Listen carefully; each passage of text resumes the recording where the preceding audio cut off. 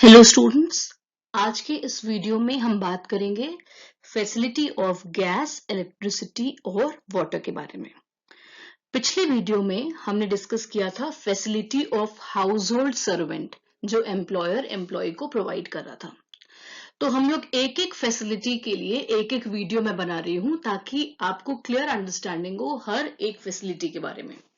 तो आज के इस वीडियो में हम सिर्फ डिस्कस करेंगे फैसिलिटी ऑफ गैस, इलेक्ट्रिसिटी और वाटर। अब इसको सॉल्व करने के लिए आपको दो बातें ध्यान रखनी है कि क्या ये जो फैसिलिटी है ये एम्प्लॉयर अपने खुद के ओन रिसोर्सेज से प्रोवाइड कर रहा है या किसी आउटसाइड एजेंसी से खरीद कर ये फैसिलिटी प्रोवाइड कर रहा है। दोनों ही केस में जो वैल्यूएशन होगा वो अलग अलग होगा। सबसे पहले शुरू करते हैं केस 1 से। केस 1 क्या कहता है? सच सप्लाई, ये सप्लाई क्या चीज का? गैस, इलेक्ट्रिसिटी और water is made from resources owned by the employer.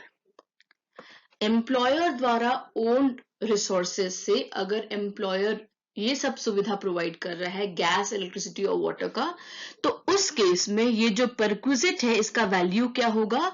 Manufacturing cost per unit incurred by the employer. ठीक है, तो अगर खुद के ओन रिसोर्सेज से एम्प्लॉयर ये फैसिलिटी प्रोवाइड कर रहा है तो उस केस में जो टैक्सेबल वैल्यू क्या होगा? Manufacturing cost per unit. ठीक है, एंड दूसरा केस है कि जब वो खुद के ओन रिसोर्सेज से ये जो फैसिलिटी है ये प्रोवाइड नहीं कर रहा है, इनफैक्ट ये जो फैसिलिटी है that is purchase from some outside agency, किसी बाहरी एजेंसी से ये फैसिलिटी को खरीद कर ये प्रोवाइड किया जा रहा है, तो उस केस में जो वैल्यू ऑफ द परक्विजिट होगा वो होगा amount paid by the employer to the agency. मतलब इस रेस्पेक्ट में अगर एम्प्लॉयर जो भी अमाउंट पे कर रहा है आउटसाइड एजेंसी को ताकि गैस, इलेक्ट्रिसिटी एंड वाटर की जो फैसिलिटी है ये एम्प्लॉय तक पहुंच सके, तो जो भी अमाउंट पे कर रहा है एम्प्लॉयर वो हो जाएगा वैल्यू ऑफ द परक्विजिट। और जैसा कि हमें पता है कि कोई भी अमाउंट अगर एम्प्लॉय से रिकवर कर लिया जाता है किसी भी फैसिलिटी के रेस्पेक्ट में तो उसे हम डिडक्ट कर देते हैं फाइनल वैल्यू निकालने के लिए। So in case of facility of gas, electricity and water you have to remember कि वो resources owned by the employer से प्रोवाइड किया जा रहा है या किसी आउटसाइड एजेंसी से। In case of resources is owned by the employer तो उस केस में टैक्सेबल वैल्यू क्या हो जाएगा या जो वैल्यू हम लोग इंक्लूड करेंगे एम्प्लॉय के सैलरी में वो होगा manufacturing cost per unit.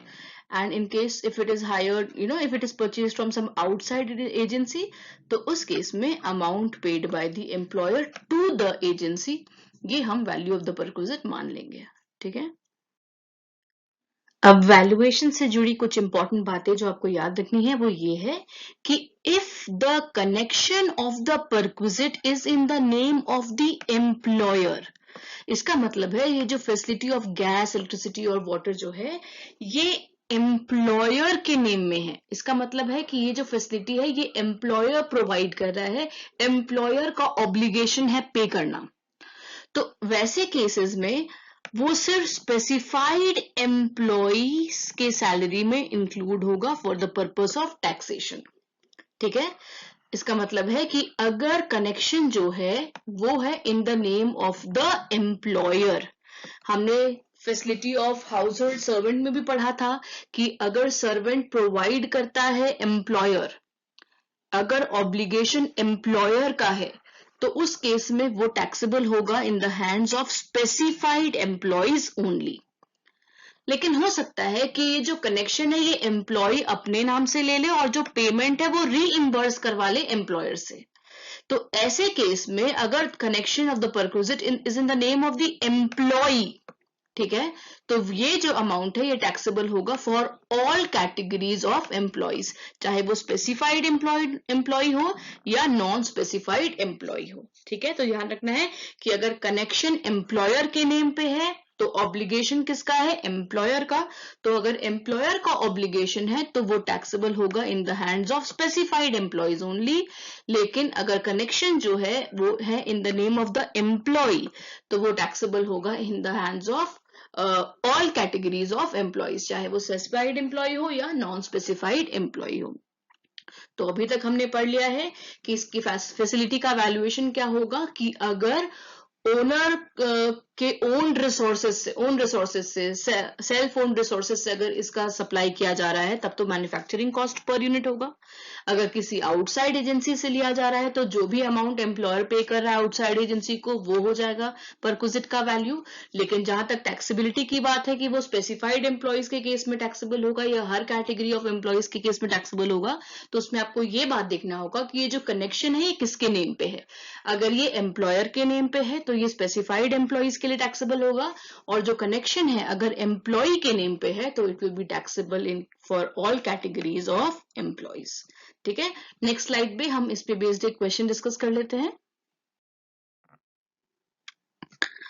So the question says, Mr. X is employed in Indian Oil Corporation and the company has provided him free gas facility.